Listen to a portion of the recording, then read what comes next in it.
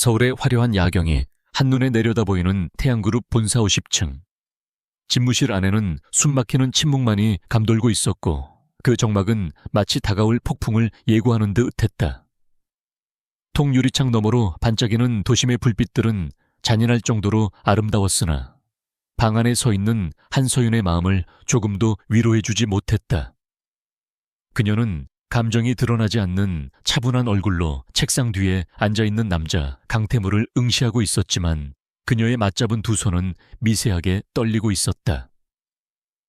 태양그룹의 젊은 제왕이자 그녀가 지난 5년 동안 그림자처럼 보필해왔던 강태무는 서류철 하나를 테이블 위로 거칠게 던지며 차가운 눈빛으로 그녀를 쏘아보았다. 그것은 단순한 해고 통보가 아니라 그녀의 존재 자체를 부정하는 사형 선고와도 같았다. 강태무는 최고급 가죽 의자에 깊숙이 몸을 파묻은 채 오만하고 냉소적인 미소를 지으며 입을 열었는데 그 목소리에는 일말의 미안함도 담겨있지 않았다. 그는 이번 주말에 발표될 HK그룹 막내딸과의 약혼 소식을 언급하며 자신의 완벽한 이력에 오점이 될 만한 요소들을 미리 제거해야 한다고 말했다. 그에게 있어서 한서윤은 유능한 비서실장이자 전략가였지만 동시에 지난달 회식 후 벌어진 우발적인 하룻밤의 실수로 인해 처리해야 할 껄끄러운 짐일 뿐이었다. 태무는 두툼한 봉투를 손가락으로 가리키며 이것이 그녀가 지난 세월 동안 헌신한 대가이자 입막음 비용이라고 덧붙였고 그 태도는 마치 고장난 부품을 폐기 처분하는 공장장처럼 건조하고 사무적이었다. 서윤은 눈앞에 놓인 봉투와 해고 통지서를 바라보며 입술을 깨물었고 뱃속 깊은 곳에서 울컥 치밀어 오르는 구역질을 필사적으로 참아내야 했다. 그녀의 뱃속에는 강태무의 아이가 자라고 있다는 사실을 병원에서 확인한 것이 불과 몇 시간 전이었기 때문에 이 상황은 더욱 비현실적으로 다가왔다. 그녀는 잠시 진실을 밝히고 그의 반응을 기대해볼까 하는 어리석은 충동을 느꼈지만 이내 그 생각을 지워버렸다. 눈앞의 남자는 자신의 핏줄조차도 기업의 이익과 비교하여 가치를 매길 냉혈한이었으며 아이의 존재를 알게 된다면 오히려 양육권 소송이나 낙태 종용과 같은 더 끔찍한 짓을 저지를 것이 분명했기 때문이다. 서윤은 아이를 지키기 위해서라도 철저히 타인이 되어 사라져야만 했다. 그녀는 떨리는 손을 진정시키며 천천히 서류를 집어들었고 그 과정에서 종이에 베인 듯한 날카로운 통증이 가슴을 후벼 팠다. 5년 전 갓 입사하여 아무것도 모르던 강태무를 보좌해 지금의 자리까지 올려놓은 것은 다름 아닌 그녀였으며 숱한 위기 상황마다 그를 대신해 화살을 맞았던 것도 그녀였다. 하지만 권력의 정점에 선 강태무에게 과거의 의리나 정 따위는 낡은 구두보다 못한 취급을 받고 있었다. 서윤은 그가 건넨 모욕적인 위로금을 거절하고 싶었으나 당장 뱃속의 아이와 함께 험한 세상을 살아가야 할 현실을 생각하며 자존심을 억눌러야만 했다. 그녀는 최대한 건조하고 사무적인 목소리로 퇴직 절차에 동의한다고 말하며 펜을 들어 서명란에 자신의 이름을 정갈하게 적어 내려갔다. 강태무는 서윤이 울며 불며 매달리거나 원망을 쏟아낼 것이라고 예상했는지 그녀의 담담한 반응에 미간을 찌푸리며 의아하다는 듯한 표정을 지었다. 그는 자리에서 일어나 천천히 창가로 걸어가며 그녀에게 다시는 자신의 눈앞에 나타나지 말라는 경고를 덧붙였고 만약 그날 밤에 이를 발설할 경우 업계에서 매장시켜버리겠다는 협박도 잊지 않았다. 그의 뒷모습은 더할 나위 없이 완벽하고 위압적이었지만 서윤의 눈에는 그저 타인의 고통에 무감각한 괴물의 형상으로 보일 뿐이었다. 그녀는 마지막으로 그를 향해 깊이 고개를 숙여 인사했는데 그것은 상사에 대한 예우가 아니라 죽어버린 자신의 짝사랑과 어리석었던 과거에 대한 작별 인사였다. 집무실을 나온 서윤은 엘리베이터에 몸을 실었고 거울 속에 비친 자신의 창백한 얼굴을 마주하며 깊은 한숨을 내쉬었다. 엘리베이터가 1층을 향해 빠르게 하강할 때마다 심장이 바닥으로 곤두박질 치는 듯한 현기증을 느꼈지만 그녀는 벽을 짚고 버티며 정신을 잃지 않으려 애썼다. 그녀의 가방 속에는 임신 진단서가 들어있었고 그것은 이제 그녀가 혼자서 짊어져야 할 무거운 책임이자 동시에 삶을 포기하지 않아야 할 유일한 이유가 되었다. 태양그룹이라는 거대한 성벽 안에서 그녀는 철저히 이용당하고 버려졌지만 이대로 무너져서 비참한 패배자로 기억되는 것은 그녀의 자존심이 허락하지 않는 일이었다. 그녀는 눈물을 흘리는 대신 입술을 굳게 다물며 다짐했다. 건물 밖으로 나오자 차가운 밤비가 내리고 있었고 우산도 없이 빗속을 걸어가야 하는 그녀의 처지는 더욱 처량하게 느껴졌다. 화려한 넌사인이 번화가를 비추고 있었지만 서윤이 걷는 길은 어둡고 축축했으며 지나가는 사람들의 시선조차 차갑게 느껴졌다. 그녀는 빗물에 젖은 머리카락을 쓸어 넘기며 뒤를 돌아 태양그룹의 거대한 마천루를 올려다보았는데 그곳은 마치 닿을 수 없는 신들의 영역처럼 오만하게 솟아있었다. 꼭대기층 어딘가에서 강태무는 와인잔을 기울이며 자신의 성공적인 결혼과 미래를 자축하고 있을 것이라는 생각이 들자 가슴속에서 뜨거운 분노가 치밀어 올랐다. 그 분노는 슬픔을 태워버리고 남을 만큼 강렬한 에너지로 변하여 차갑게 식어가던 그녀의 몸을 드기 시작했다. 서윤은 택시를 잡기 위해 대로변으로 걸음을 옮기면서 뱃속의 아이에게 속삭이듯 마음속으로 말을 건넸다. 아빠라는 사람은 너를 원하지 않았고 너의 존재조차 모르지만 엄마는 너를 세상 그 무엇보다 귀하게 키울 것이며 절대 부끄러운 삶을 살게 하지 않겠다고 맹세했다. 그녀는 강태무가 쥐어준 위로금 봉투를 핸드백 깊숙이 찔러 넣으며 이 돈은 굴욕의 대가가 아니라 훗날 그를 무너뜨릴 밑거름으로 사용할 종잣돈이라고 스스로 합리화했다. 그녀는 이제 더 이상 누군가의 비서도 그림자도 아닌 온전한 자신으로서 그리고 한 아이의 어머니로서 새로운 인생을 개척해야만 하는 운명 앞에 서 있었다. 비록 지금은 빈털터리에 쫓겨난 신세지만 그녀의 머릿속에는 이미 미래를 향한 치밀한 계획들이 하나둘씩 떠오르고 있었다. 집으로 돌아온 서윤은 젖은 옷을 갈아입을 새도 없이 서재로 들어가 컴퓨터를 켰고 화면 가득히 채워진 주식 차트와 해외 취업 정보를 분석하기 시작했다. 그녀는 태양그룹 재직 시절 남들이 모르는 사이에 국제 재무분석사 자격증을 취득해 두었고 틈틈이 해외 투자 동향을 연구해왔기 때문에 한국을 떠나 새로운 기회를 잡는 것이 불가능한 일만은 아니었다. 그녀는 즉시 뉴욕행 비행기 표를 검색하며 한국에서의 모든 흔적을 지울 준비를 서둘렀는데 이는 강태무의 감시망에서 벗어나 아이를 안전하게 낳아 기르기 위한 최선의 선택이었다. 화면에 푸른 불빛이 그녀의 결연한 눈동자를 비추었고 그 눈빛은 예전에 순종적이었던 비서 한서윤의 것이 아니라 먹잇감을 노리는 사냥꾼의 그것처럼 날카롭게 빛나고 있었다. 짐을 싸는 과정은 생각보다 간단했는데 지난 5년 동안 회사 일에만 매달리느라 개인적인 물건이 거의 없었기 때문이다. 옷 몇 벌과 중요한 서류들, 그리고 어머니가 남겨주신 낡은 사진 한 장을 챙겨 넣으며 그녀는 텅 빈 방을 둘러보았다.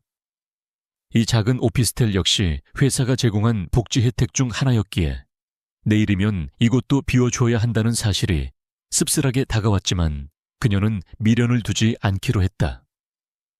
서윤은 캐리어의 지퍼를 닫으며 과거의 자신을 그 안에 가두어 영원히 봉인해버리는 상상을 했다. 이제부터 그녀의 이름은 한서윤이 아니라 세계 금융시장을 뒤흔들 새로운 이름으로 다시 태어날 것이며 언젠가 다시 이 땅을 밟을 때는 누구도 무시할 수 없는 위치에 서 있을 것이라고 확신했다. 새벽이 밝아올 무렵 그녀는 공항으로 향하는 리무진 버스에 몸을 실었고 차창 밖으로 빠르게 지나가는 서울의 풍경을 눈에 담았다. 비는 그쳤지만 도시는 여전히 잿빛 안개에 휩싸여 있었고 멀리 보이는 태양그룹 본사 건물이 안개 속에서 희미하게 윤곽을 드러내고 있었다. 서윤은 그 건물을 향해 소리 없는 선전포고를 날리며 자신의 뱃속에 있는 아이를 위해서라도 반드시 성공하여 돌아오겠노라 다짐했다. 강태무가 자신의 야망을 위해 사랑과 도덕을 저버렸다면 그녀는 자신의 아이와 존엄을 지키기 위해 그보다 더한 야망을 품고 악착같이 살아남을 것이었다. 버스가 공항 고속도로에 진입하며 속도를 높이자 그녀는 비로소 지옥 같았던 그곳에서 벗어난다는 해방감을 느낄 수 있었다. 공항 로비는 이른 아침부터 수많은 인파로 붐비고 있었지만 서윤은 그 소란스러움 속에서 오히려 기이한 평온함을 느꼈다.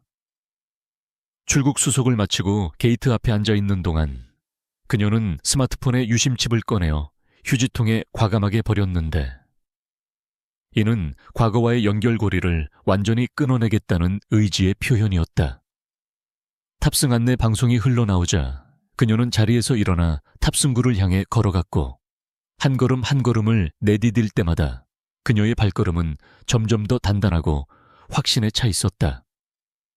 비행기가 활주로를 박차고 날아오르는 순간 서윤은 아래로 까마득하게 멀어지는 도시를 내려다보며 이제 다시는 누구에게도 머리를 숙이지 않는 삶을 살겠다고 굳게 맹세했다. 비행기 좌석에 앉아 창밖의 구름을 바라보던 서윤은 문득 며칠 전 강태무가 했던 말이 떠올라 쓴웃음을 지었다. 그는 여자는 야망을 가지면 불행해진다고 말하며 그녀에게 분수에 맞는 삶을 살 것을 충고했었지만 그것은 자신의 지배력을 유지하기 위한 가스라이팅에 불과했다는 것을 이제는 알 수 있었다. 서윤은 스튜어디스가 건넨 따뜻한 물 한 잔을 마시며 긴장을 풀었고 뱃속의 아이가 보내는 미세한 신호에 집중하려 노력했다. 아직은 눈에 보이지도 않고 느껴지지도 않는 작은 생명이지만 이 아이는 그녀에게 세상과 맞서 싸울 수 있는 무한한 용기와 힘을 주는 존재였다. 그녀는 아이에게 스텔라라는 태명을 붙여주었는데 이는 어둠 속에서도 길을 잃지 않고 빛나는 별처럼 살아가라는 의미였다. 10수시간이 지난 후 뉴욕 존 F 케네디 공항에 도착했을 때 낯선 공기와 이국적인 풍경이 그녀를 반겨주었다. 서윤은 복잡한 입국 심사를 마치고 터미널 밖으로 나왔는데 맨해튼의 스카이라인이 석양빛을 받아 붉게 타오르고 있는 장관이 눈앞에 펼쳐졌다. 서울과는 또 다른 압도적인 에너지와 활기가 넘치는 이 도시에서 그녀는 이방인이자 동시에 무한한 가능성을 가진 도전자였다. 그녀는 택시를 잡아타고 미리 예약해둔 저렴한 숙소로 향하며 창밖으로 지나가는 월스트리트의 빌딩 숲을 유심히 관찰했다. 저 수많은 빌딩 중 하나가 언젠가는 자신의 소유가 될 것이며 그곳에서 강태무를 내려다보게 될 날이 반드시 올 것이라는 예감이 강하게 들었다. 숙소에 짐을 푼 서윤은 침대에 눕자마자 몰려오는 피로감에 눈꺼풀이 무거워졌지만 잠들기 전에 해야 할 일이 남아있었다.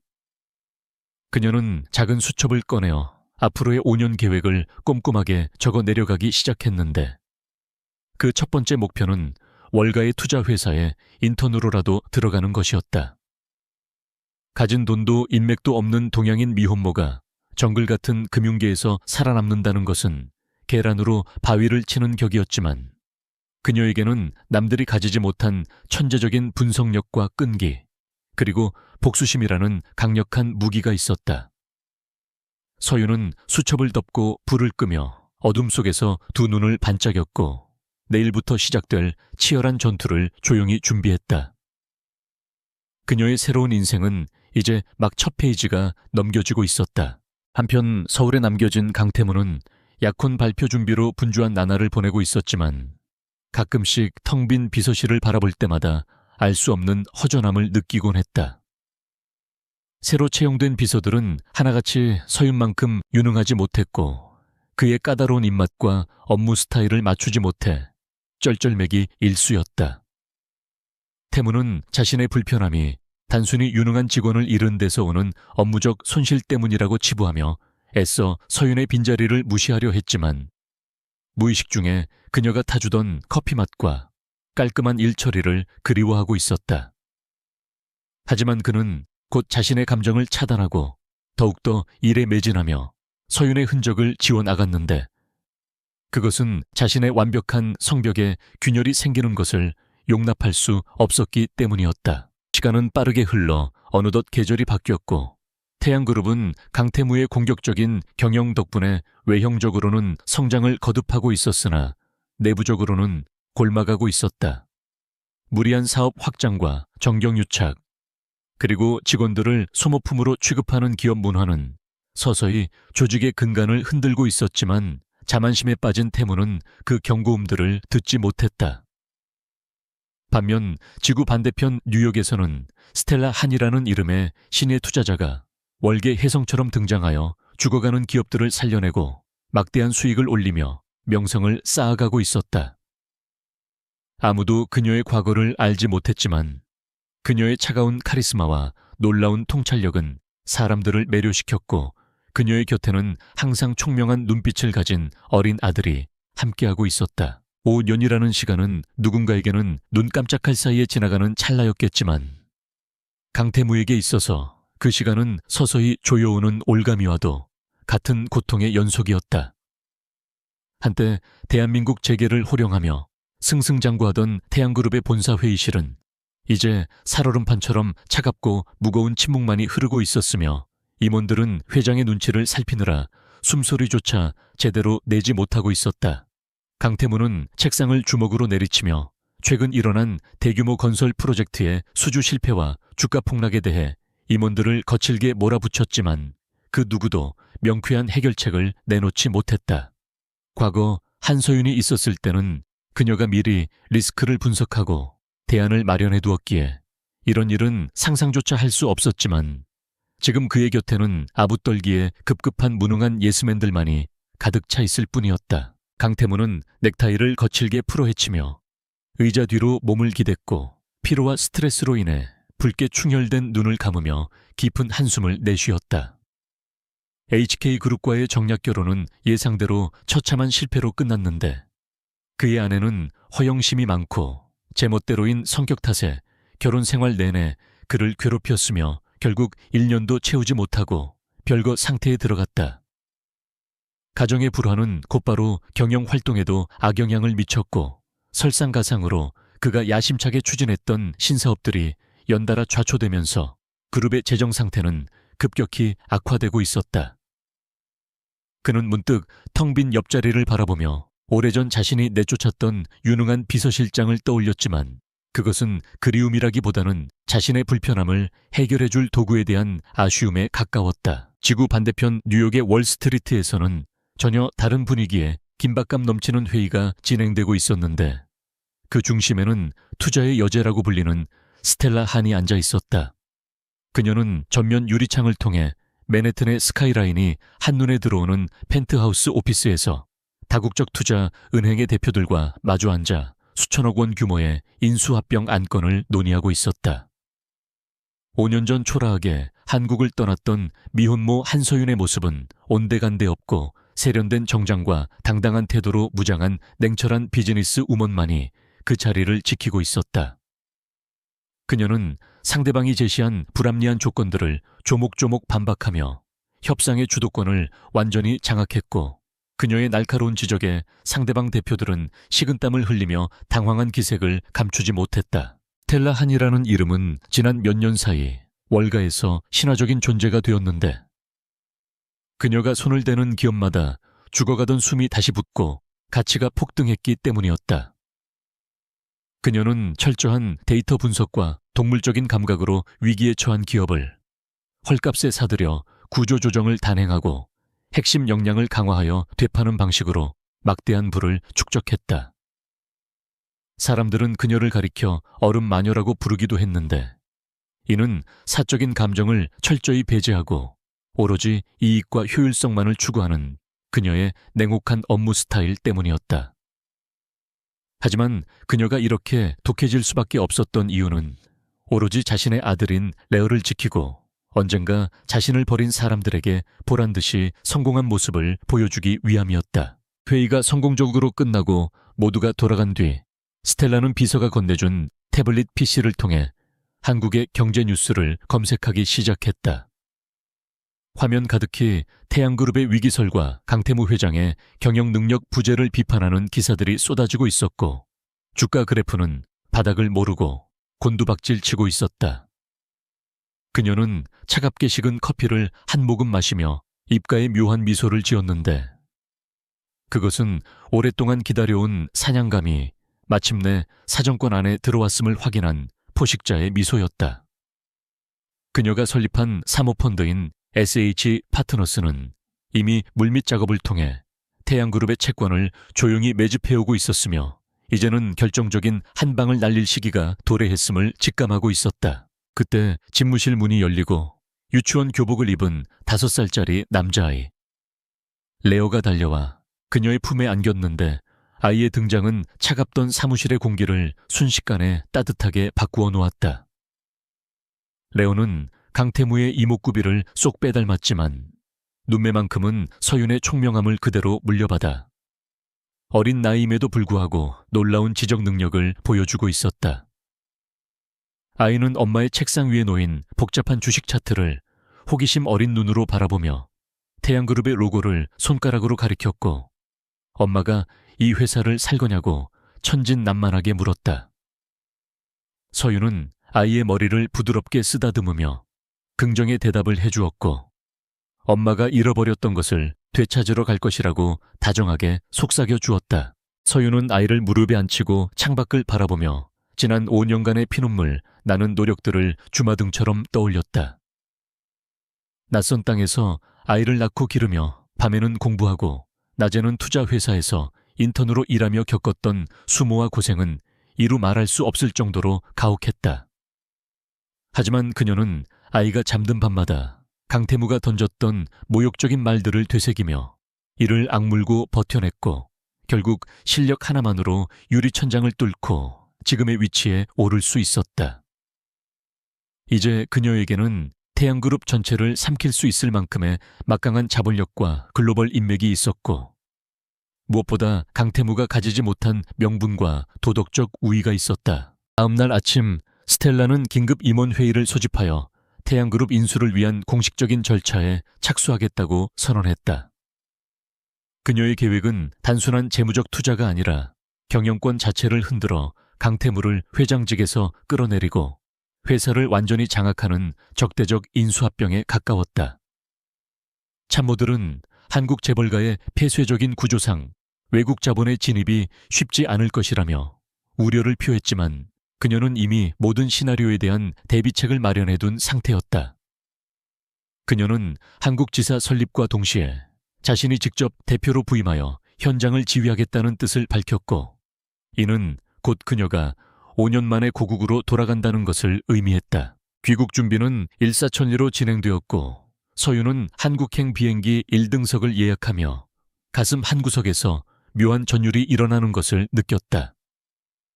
이번 귀국은 단순한 금이 환영이 아니라 자신을 파멸로 몰아넣으려 했던 자들을 향한 심판의 시작이자 빼앗긴 자신의 인생을 되찾는 성스러운 전쟁의 서막이었다.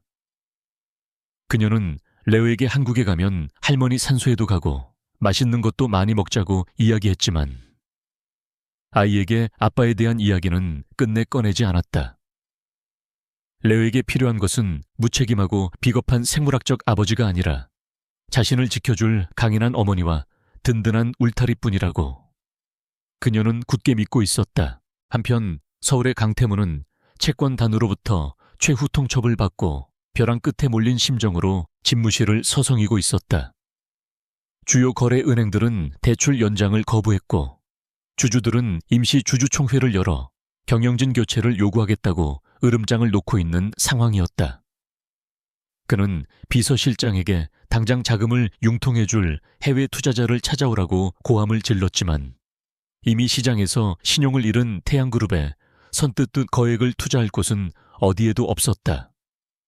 그때 비서실장이 조심스럽게 들어와 미국의 거대 사모펀드인 SH 파트너스에서 협상 의사를 타진해왔다는 소식을 전했고 강태무는 지푸라기라도 잡는 심정으로 당장 미팅 일정을 잡으라고 지시했다. 강태무는 SH 파트너스의 대표가 누구인지조차 알지 못했지만 그들이 제시한 투자 금액이 회사를 회생시키기에 충분하다는 사실 하나만으로 안도의 한숨을 내쉬었다. 그는 이번 기회만 잘 넘기면 다시 예전의 영광을 되찾을 수 있을 것이라고 자만하며 거울을 보고 옷매무새를 다듬었다. 그는 자신이 여전히 매력적이고 능력 있는 CEO라고 착각하고 있었으며 다가올 투자자와의 협상에서도 자신의 카리스마로 상대를 압도할 수 있을 것이라고 믿어 의심치 않았다. 하지만 그는 이번에 만나게 될 상대가 자신의 가장 치명적인 약점을 쥐고 있는 인물이라는 사실은 꿈에도 모른 채 파멸의 아가리로 제 발로 걸어 들어가고 있었다. 인천국제공항 입국장은 수많은 취재진으로 북적이고 있었지만 그들은 유명 아이돌 스타의 귀국을 기다리고 있을 뿐 아무도 스텔라 한의 존재를 주목하지 않았다.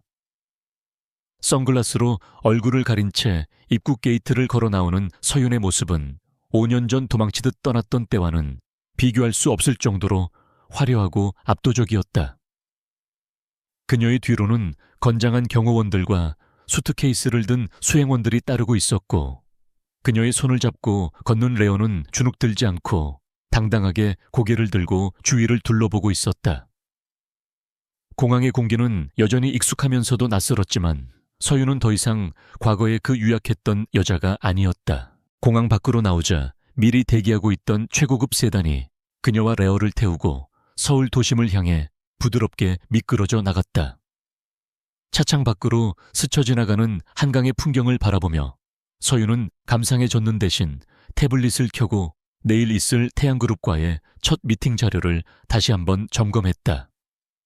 그녀는 강태무가 어떤 표정을 지을지, 그리고 자신을 알아본 후 어떻게 반응할지 머릿속으로 수십 번 시뮬레이션을 돌려보았다. 그녀의 목표는 단지 회사를 빼앗는 것에서 그치지 않고 그가 가진 오만함과 자존심을 철저히 짓밟아주고 그가 얼마나 어리석은 선택을 했는지 뼈저리게 후회하게 만드는 것이었다. 호텔 스위트룸에 도착한 서윤은 레오를 챙겨 재운 뒤 창가에 서서 멀리 보이는 태양그룹 본사 건물의 불빛을 응시했다. 밤늦도록 불이 꺼지지 않는 그곳은 여전히 위용을 자랑하고 있었지만 그녀의 눈에는 이미 무너져 내리기 직전의 모래성처럼 위태로워 보였다. 그녀는 와인잔을 가볍게 흔들며 붉은 액체를 응시했고 내일 아침이면 저 거대한 성벽 안으로 당당하게 걸어 들어갈 자신의 모습을 상상하며 미소를 지었다. 이제 모든 준비는 끝났고 낙고 주사위는 던져졌으며 게임의 승패는 이미 정해져 있었다. 그녀는 잔을 들어 허공의 건배를 제의하며 나직하게 속삭였다. 오랜만이네요, 강태무 사장님. 내일 봅시다. 월요일 아침에 태양그룹 본사 로비는 출근하는 직원들로 북적이고 있었지만 정문 앞에 최고급 검은색 세단이 멈춰 서자 일순간 정적이 감돌았다. 운전기사가 뒷문을 열자 날카로운 하이힐 굽소리와 함께 한 여자가 차에서 내렸는데 그녀의 등장은 마치 영화 속 한 장면처럼 압도적인 아우라를 풍기고 있었다. 짙은 네이비색 정장은 그녀의 완벽한 몸매를 감싸고 있었고 선글라스 너머로 보이는 도도한 표정은 감히 범접할 수 없는 카리스마를 발산하고 있었다. 로비에 있던 직원들은 그녀가 누구인지 알아보지 못하고 수군거렸지만 그녀의 당당한 발걸음은 망설임 없이 회장 전용 엘리베이터를 향해 곧장 이어졌다. 보안 요원들이 그녀를 제지하려 다가갔으나 뒤따르던 수행원이 내민 명함을 보고는 사색이 되어 급히 길을 터주었다. 엘리베이터의 문이 닫히고 숫자가 빠르게 올라가는 동안 서윤은 거울 속에 비친 자신의 모습을 점검하며 붉은 립스틱을 바른 입술을 굳게 다물었다. 5년 전 쫓겨나들은 이 건물을 떠날 때만 해도 그녀는 눈물로 얼룩진 얼굴을 감추기에 급급했던 힘없는 비서실장에 불과했었다. 하지만 지금 그녀는 태양그룹의 생사여탈권을 쥔 채권단 대표로서 이 자리에 다시 섰으며 그 사실이 주는 짜릿한 쾌감은 긴장감보다 훨씬 컸다. 그녀는 심호흡을 하며 마음속으로 냉정함을 유지하려 애썼는데 이는 강태무 앞에서 단 한순간도 흔들리는 모습을 보이지 않기 위함이었다. 엘리베이터가 50층에 도착한다는 알림음이 울리자 그녀는 선글라스를 벗어 손에 쥐고 차가운 눈빛을 장착했다. 한편 대회의실에서는 강태무 회장을 비롯한 주요 임원들이 초조한 표정으로 SH 파트너스 대표의 도착을 기다리고 있었는데 공기는 무겁게 가라앉아 있었다. 강태무는 테이블 위에 놓인 물잔을 만지작거리며 넥타이를 느슨하게 풀었는데 그의 얼굴에는 피로와 불안이 역력히 드러나 있었다. 그는 이번 협상만이 회사를 살릴 유일한 동아줄이라고 믿고 있었기에 자존심을 굽히고서라도 투자자의 비위를 맞춰야 한다고 스스로를 다독이고 있었다. 그는 상대가 외국인일 것이라고 막연히 짐작하며 영어 통역사를 대동하고 있었고 굴욕적인 조건이라도 일단 받아들인 뒤 훗날을 도모하겠다는 얄팍한 계산을 하고 있었다. 그때 육중한 회의실 문이 열리고 비서가 떨리는 목소리로 SH 파트너스의 스텔라 한 대표님이 도착했다고 알렸다. 강태무는 자리에서 일어나 억지 미소를 지으며 문 쪽을 향해 고개를 돌렸는데 들어오는 인물을 확인한 순간 그의 표정은 경악으로 딱딱하게 굳어버렸다. 또각거리는 구두 소리와 함께 회의실로 걸어 들어온 여자는 그가 그토록 지우고 싶어 했던 과거의 여자 한서윤이었기 때문이다. 그녀는 여유로운 미소를 지으며 상석에 앉아있는 그를 똑바로 응시했고 그 눈빛에는 예전에 순종적이었던 비서의 모습은 티끌만큼도 남아있지 않았다.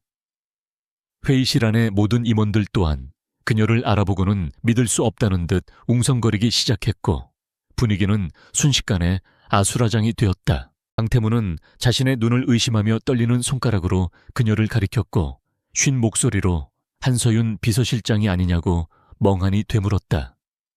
그는 이것이 혹시 나쁜 꿈이거나 누군가가 꾸민 질 나쁜 장난일 것이라고 생각하며 현실을 부정하려 애썼다.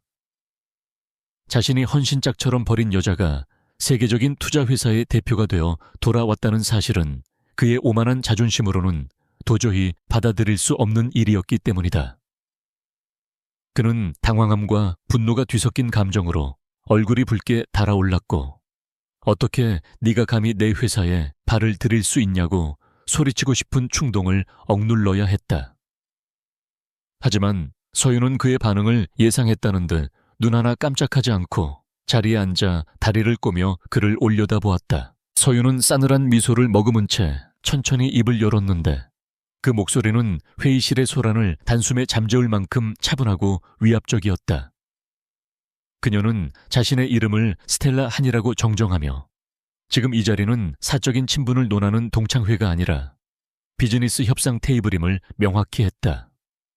그녀의 말 한마디 한마디에는 날선 칼날이 숨겨져 있어 듣는 이로 하여금 등골이 오싹해지게 만들었고 임원들은 그녀의 귀에 눌려 헛기침만 해대고 있었다.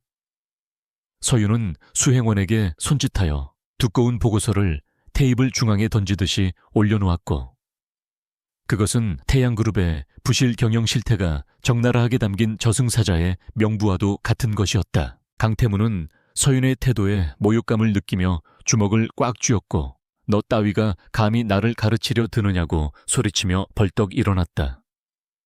그는 과거의 습관대로 그녀를 자신의 아랫사람 취급하며 위압적인 태도로 억누르려 했지만 그것은 큰 착각이었다. 그는 그녀가 자신의 성공을 위해 몸이라도 팔아 그 자리에 올랐을 것이라고 비아냥거렸고 그 천박한 언사는 회의실의 분위기를 더욱 얼어붙게 만들었다. 임원들은 회장의 폭언에 당황하여 어쩔 줄 몰라 했지만 서윤은 그저 가소롭다는 듯 코웃음을 칠 뿐이었다. 그녀는 태무의 바닥난 인성을 다시 한번 확인하며 그에 대한 일말의 연민조차 사치였음을 깨달았다. 서윤은 자리에서 일어나지 않은 채 차가운 눈빛으로 태무를 쏘아보며 지금 당장 그 입을 다물지 않으면 투자 협상은 없던 일로 하겠다고 경고했다. 그녀는 태양그룹의 현재 재정 상태가 파산 직전임을 상기시키며 당장 다음 달 직원들 월급 줄 돈도 없는 주제에 무슨 자존심을 세우느냐고 팩트를 꽂아 넣었다. 그녀의 말은 구구절절 옳은 말이었기에 태무는 반박할 말을 찾지 못하고 입술만 파르르 떨며 다시 자리에 주저앉을 수밖에 없었다. 서윤은 태무가 굴복하는 모습을 보며 묘한 쾌감을 느꼈고 이제야 비로소 게임의 주도권이 완벽하게 자신에게 넘어왔음을 확신했다. 그녀는 준비해온 프레젠테이션을 시작하며 태양그룹의 문제점을 날카롭게 해부하기 시작했는데 그 내용은 너무나도 정확하고 치명적이어서 임원들은 고개를 들 수 없었다. 그녀는 방만한 경영과 무리한 사업 확장, 그리고 오너 리스크를 조목조목 지적하며 강태무의 무능함을 공개적으로 망신 주었다. 특히 그녀는 강태무가 개인적인 욕심으로 추진했다가 실패한 리조트 사업의 손실 규모를 정확히 언급하며 이것이 배임 행위에 해당할 수 있음을 넌지시 경고했다. 태무는 자신의 치부가 낱낱이 드러나는 상황에 식은땀을 흘리며 안절부절 못했고 다른 임원들의 따가운 시선을 견뎌내야만 했다. 회의가 진행될수록 태무는 점점 작아지는 자신을 느꼈고 눈앞에 있는 서윤이 거대한 산처럼 느껴지기 시작했다. 5년 전 자신의 말 한마디에 울고 웃던 순진한 여자는 이제 그를 쥐락펴락하는 무서운 사업가가 되어 있었고 그는 그녀 앞에서 철저히 무력한 존재였다. 그는 그녀가 제시한 구조조정안과 경영간섭 조항들이 사실상 자신의 손발을 묶는 노예 계약이나 다름없음을 알았지만 거부할 명분도 힘도 없었다. 서윤은 펜을 돌리며 여유로운 표정으로 그의 결정을 기다렸고 그 침묵의 시간은 태무에게 억겁의 세월처럼 느껴졌다. 결국 강태무는 떨리는 손으로 계약서에 서명을 했고 펜을 내려놓는 순간 깊은 패배감에 고개를 떨구었다. 서윤은 만족스러운 듯 계약서를 챙겨 넣으며 앞으로 잘 부탁드린다는 의례적인 인사를 건넸지만 그 말투에는 조롱이 섞여 있었다. 그녀는 자리에서 일어나 옷매무새를 다듬고는 뒤도 돌아보지 않고 회의실을 빠져나갔는데 그 뒷모습은 승리자의 위풍당당함 그 자체였다.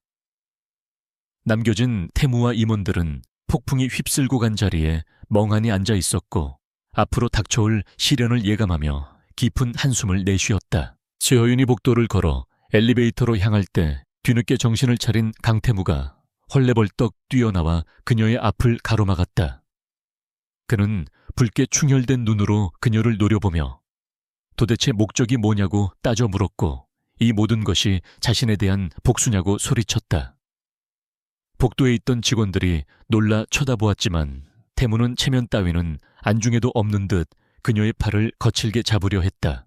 하지만 서윤의 경호원이 순식간에 제지하며 그를 밀쳐냈고 태무는 비틀거리며 볼품없이 뒤로 물러나야 했다. 서윤은 경호원을 물리고 천천히 태무에게 다가가 그의 흐트러진 넥타이를 바로잡아주며 귓가에 나직하게 속삭였다. 그녀는 이것은 복수가 아니라 정당한 비즈니스일 뿐이며 능력이 없으면 자리에서 내려오는 것이 시장의 이치라고 차갑게 말했다. 그리고 덧붙여 자신은 이제 시작일 뿐이며 앞으로 당신이 가진 모든 것을 하나씩 잃어가는 과정을 똑똑히 지켜보게 될 것이라고 경고했다. 그녀의 눈빛은 너무나도 서늘해서 태무는 등골이 오싹해짐을 느꼈고 말문이 막혀 아무 대꾸도 하지 못했다. 엘리베이터 문이 열리자 서윤은 미련 없이 안으로 들어갔고 닫히는 문 사이로 보이는 태무의 절망적인 표정을 감상하며 미소를 지었다. 문이 완전히 닫히고 밀폐된 공간에 혼자 남게 되자 그제야 그녀는 긴장이 풀린 듯 다리에 힘이 풀려 벽에 기댔다. 심장이 터질 듯이 뛰고 있었지만 그것은 두려움 때문이 아니라 오랫동안 꿈꿔왔던 순간을 실현했다는 벅찬 희열 때문이었다. 그녀는 핸드백 속에 레어 사진을 꺼내보며 엄마가 해냈다고 속삭였고 눈가에는 기쁨의 눈물이 살짝 고였다. 로비로 내려온 서윤은 기다리고 있던 차에 올랐고 차창 밖으로 보이는 태양그룹의 간판을 올려다보며 다음 계획을 머릿속으로 정리했다. 오늘 보여준 것은 예고편에 불과했으며 진짜 쇼는 이제부터 시작이라는 것을 그녀는 잘 알고 있었다. 강태무는 아직 그녀가 아이를 낳았다는 사실을 모르고 있었고 그 비밀이 밝혀지는 순간 그가 겪게 될 충격과 혼란은 상상을 초월할 것이었다. 서윤은 그 카드를 가장 결정적인 순간에 사용하여 그를 완전히 파멸시킬 생각이었기에 입가에 의미심장한 미소가 번졌다. 차는 도심을 향해 달리기 시작했고 서윤은 태블릿을 켜서 비서에게 다음 일정을 보고받았다. 오후에는 태양그룹의 하청업체 대표들을 만나 그들의 고충을 듣고 자신의 편으로 끌어들이는 일정이 잡혀 있었다. 그녀는 강태무가 무시하고 짓밟았던 약자들을 규합하여 그를 고립시키는 전략을 세우고 있었으며 이는 내부에서부터 그를 무너뜨리는 가장 확실한 방법이었다. 그녀의 손가락은 화면 위를 빠르게 움직였고 그 움직임 하나하나가 태양그룹의 운명을 결정짓는 중요한 지시들이었다. 한편 사무실로 돌아온 강태무는 분노를 참지 못하고 책상 위의 물건들을 모조리 바닥으로 쓸어버리며 고함을 질렀다. 그는 자신이 한때 한여처럼 부리던 여자에게 굴복했다는 사실에 치를 떨었고 그녀의 성공이 자신의 실패를 증명하는 것 같아 견딜 수 없었다. 그는 즉시 사설 탐정을 고용하여 스텔라 한의 지난 5년간의 행적을 낱낱이 조사하라고 지시했고 그녀에게 분명히 숨겨진 약점이 있을 것이라고 확신했다. 그는 술병을 꺼내 병째 들이키며 붉게 충혈된 눈으로 허공을 노려보았고 반드시 그녀를 다시 무릎 꿇리고야 말겠다고 다짐했다. 하지만 태무는 모르고 있었다. 자신이 파놓은 함정보다 서윤이 쳐놓은 덫이 훨씬 더 치밀하고 깊다는 것을 말이다. 그녀는 이미 그의 일거수일투족을 감시하고 있었으며 그가 탐정을 고용할 것까지 예상하고 역정보를 흘릴 준비를 마친 상태였다. 태양그룹의 낡은 왕국은 이미 균열이 가기 시작했고 그 틈으로 서윤이 심어놓은 변화의 씨앗들이 싹을 틔우고 있었다. 창밖에는 어둠이 내리고 있었지만 서윤의 눈은 그 어느 때보다 밝게 빛나고 있었고 그녀의 질주는 멈추지 않을 것이었다. 밤이 깊어가고 서울의 야경은 여전히 화려했지만 태양그룹 본사 회장실의 불빛만은 불안하게 깜박이고 있었다. 강태무는 술에 취해 소파에 널브러져 있었고 그의 머릿속에는 오로지 한서윤에 대한 증오와 집착만이 가득 차 있었다. 그는 몽롱한 의식 속에서도 그녀의 서늘했던 눈빛을 잊을 수 없었고 그것은 그에게 트라우마가 되어 밤새도록 괴롭혔다. 반면 서윤은 호텔로 돌아와 잠든 레어의 볼에 입을 맞추며 평온한 밤을 맞이했고 내일은 더 강해질 것을 약속하며 잠을 청했다. 운명의 수레바퀴는 이제 가속도가 붙어 굴러가기 시작했고 그 끝에 무엇이 기다리고 있을지는 아무도 알 수 없었다. 그러나 한 가지 확실한 것은 이 싸움의 승자는 이미 정해져 있다는 사실이었고 서윤은 그 승리를 쟁취하기 위해 그 어떤 희생도 마다하지 않을 각오가 되어 있었다. 그녀의 복수는 뜨겁고도 차가웠으며 그 모순된 감정 속에서 그녀는 더욱 단단하게 담금질되고 있었다. 강태무는 사설 탐정이 건넨 두툼한 서류 봉투를 거칠게 뜯어내며 내용물을 확인하기 시작했는데 그 안에는 스텔라 한의 뉴욕 생활이 담긴 흐릿한 사진들과 그녀의 주변 인물에 대한 짧은 보고서가 들어있었다. 사진 속에는 그녀가 낯선 남자와 다정하게 웃고 있는 모습은 없었지만 유치원복을 입은 어린 남자아이의 손을 잡고 센트럴파크를 산책하는 모습이 선명하게 찍혀 있었다. 태무는 사진 속 아이의 얼굴을 뚫어지게 쳐다보았는데 언뜻 보아도 자신의 어린 시절과 소름 끼칠 정도로 닮아있는 이목구비에 심장이 덜컥 내려앉는 듯한 충격을 받았다. 아이의 나이를 역산해보면 정확히 5년 전 그녀가 회사를 떠난 시점과 일치했고 이는 그날 밤의 실수가 만들어낸 결과물일지도 모른다는 합리적인 의심을 가능하게 했다. 태무는 비릿하고 사악한 미소를 지으며 사진을 책상 위에 던졌는데 그는 아이의 존재가 천하의 스텔라 한을 무너뜨릴 수 있는 유일하고도 치명적인 아킬레스건이라고 확신하게 되었다. 미혼모라는 약점은 보수적인 한국 재계에서 치명타가 될 수 있었고 만약 그 아이가 자신의 핏줄이라면 양육권 소송을 빌미로 그녀를 협박하여 투자 조건을 유리하게 바꿀 수 있을 것이라는 계산이 섰다.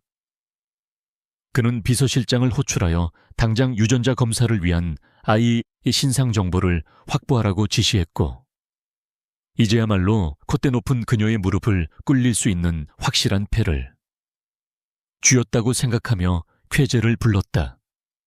오만함에 눈이 먼 그는 자신이 건드려서는 안 될 영린을 건드리고 있다는 사실을 전혀 인지하지 못한 채 파멸을 향해 질주하고 있었다. 반면 한서윤은 태무가 자신의 뒷조사를 할 것이라는 사실을 이미 예견하고 있었기에 당황하지 않고 오히려 그 상황을 역이용할 치밀한 덫을 놓고 기다리고 있었다.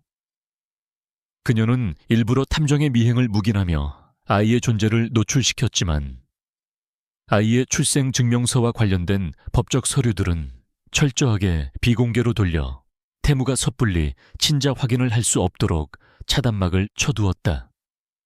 그녀에게 레오는 목숨보다 소중한 존재였기에 태무 같은 인간이 감히 아이를 입에 올리는 것조차 용납할 수 없었지만 그를 완벽하게 속이기 위해서는 미끼가 필요했다.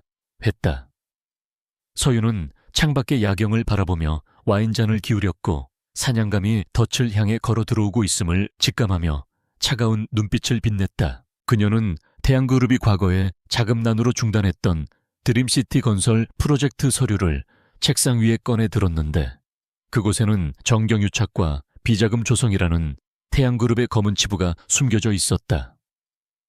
서윤은 이 프로젝트의 재개를 승인하는 척하면서 태무가 스스로 불법 자금을 세탁하고 횡령의 증거를 남기도록 유도하는 정교한 시나리오를 설계해둔 상태였다. 그녀는 태무가 아이 문제를 빌미로 자신을 압박해올 때 이 프로젝트의 정열권을 그에게 넘겨주는 척하며 방심을 유도할 계획이었고 그것은 그에게 주는 독이 든 성배와도 같았다. 서윤은 붉은 펜으로 서류의 특정 조항에 밑줄을 그으며 이것이 강태무의 관 뚜껑에 못을 박는 결정적인 망치가 될 것이라고 확신했다. 며칠 후 강태무의 요청으로 서울 시내의 한 프라이빗 클럽에서 비공개 회동이 열렸고 두 사람은 팽팽한 긴장감 속에서 다시 마주 앉게 되었다. 태무는 여유로운 표정으로 시가를 피우며 테이블 위에 아이의 사진을 보란 듯이 올려놓았고 뉴욕에 숨겨둔 아들이 꽤 귀엽게 생겼더라는 말을 던지며 서윤의 반응을 살폈다. 그는 서윤이 당황하거나 분노할 것이라고 예상했지만 그녀는 사진을 보고도 표정 하나 변하지 않았고 오히려 차가운 눈으로 그를 쏘아보며 할 말이 고작 그것뿐이냐고 되물었다. 태무는 그녀의 태연함에 잠시 주춤했지만 곧이어 아이의 아버지가 누구인지 궁금해하는 사람들이 많을 것이라며 은근한 협박을 이어갔다. 서윤은 태무의 도발에도 눈 하나 깜짝하지 않고 찻잔을 내려놓으며 공과 사를 구분하지 못하고 비열한 수단에 의존하는 그의 아마추어 같은 태도를 가소롭다는 듯 비웃어 주었다. 그녀는 태무에게 아이를 건드리는 순간 그가 가진 모든 것을 잃게 될 것이며 태양그룹은 공중분해될 것이라고 났지만 뼈가 시린 어조로 경고했다. 그녀의 목소리에는 서슬퍼런 살기가 담겨 있어 태무는 순간적으로 등골이 오싹해짐을 느꼈지만 자존심 때문에 물러서지 않고 허세를 부렸다. 그는 자신이 아이의 친부일 가능성을 언급하며 유전자 검사를 요구하겠다고 으름장을 놓았는데 이는 서윤의 모성애를 자극하여 이성을 잃게 만들려는 얄팍한 수작이었다. 하지만 서윤은 그 정도의 도발에 넘어갈 만큼 어리석지 않았으며 오히려 냉소를 머금은 채 그가 원하는 것이 진정 무엇인지 본론을 말하라고 재촉했다. 태무는 그녀의 기세에 눌려 헛기침을 하며 준비해온 드림시티 프로젝트의 결제 서류를 내밀었고 이 사업의 모든 권한을 자신에게 위임해 준다면 아이 문제는 덮어주겠다고 제안했다. 그는 이 프로젝트를 통해 막대한 비자금을 조성하여 서윤의 지배력에서 벗어날 자금을 마련할 생각이었고 이것이 자신의 묘수라고 착각하고 있었다. 서윤은 서류를 훑어보는 척하며 속으로 쾌재를 불렀는데 이것이야말로 그녀가 그토록 기다리던 순간이었기 때문이었다. 서윤은 짐짓 고민하는 척 연기를 하며 시간을 끌다가 마지못해 승낙한다는 듯 한숨을 내쉬며 펜을 들어 서류에 서명했고 태무의 얼굴에는 승리의 미소가 번졌다. 그녀는 서류를 건네주며 이번 프로젝트가 실패할 경우 그에 대한 모든 책임은 회장 본인이 져야 한다는 단서 조항을 강조했지만 태무는 이미 승리감에 도취되어 그 경고를 흘려들었다. 태무는 자신이 스텔라 한의 약점을 쥐고 흔들었다는 사실에 만족하며 자리를 떴고, 서윤은 멀어지는 그의 뒷모습을 보며 싸늘하게 식은 눈빛으로 그를 배웅했다. 그녀가 서명해준 것은 단순한 사업 승인서가 아니라 강태무가 스스로 자신의 목에 밧줄을 걸고 교수대로 올라가게 만드는 사형 집행 영장이었다. 회의실을 나선 강태무는 비서실장에게 전화를 걸어 드림시티 프로젝트의 즉각적인 착수와 함께 하청업체 선정 작업을 비밀리에 진행하라고 지시했다. 그는 기존의 투명한 입찰 방식을 무시하고 자신과 결탁한 유령 회사들에게 공사를 몰아주어 공사비를 부풀리고 그 차액을 빼돌릴 계획을 세우고 있었다. 그는 서윤이 투자금 회수에만 관심이 있을 뿐 건설 현장의 세부적인 비리까지는 파악하지 못할 것이라고 안일하게 판단했고, 자신의 완벽한 범죄를 꿈꾸며 흥분했다. 그는 오늘 밤 최고급 룸살롱을 예약하여 측근들과 함께 미리 축배를 들기로 했는데, 이는 샴페인을 너무 일찍 터뜨리는 어리석은 자의 전형이었다. 하지만 그가 비밀리에 접촉하고 계약을 맺은 주요 하청업체들은 사실 서윤이 미리 심어둔 페이퍼 컴퍼니들이거나 그녀의 영향력 아래 있는 회사들이었다. 서윤은 태무가 비자금을 조성하기 위해 움직일 경로를 정확하게 예측하고 있었기에 그 길목마다 감시 카메라와 녹음 장치를 설치해둔 것과 다름없는 상황을 만들어 놓았다. 모든 자금의 흐름과 이면 계약서, 그리고 뇌물이 오가는 현장은 고스란히 기록되어 서윤의 비밀 서버로 실시간 전송되고 있었고, 증거는 차곡차곡 쌓여가고 있었다. 태무는 자신이 거미줄에 걸린 파리 신세라는 것도 모른 채 서윤이 짜놓은 각본대로 충실하게 꼭두각시 노릇을 하고 있었다. 서윤은 호텔 집무실로 돌아와 대형 모니터 화면에 뜨는 자금 이체 내역을 확인하며 만족스러운 미소를 지었는데, 이로써 태무를 횡령 및 배임 혐의로 고발할 결정적인 물증이 확보된 셈이었다.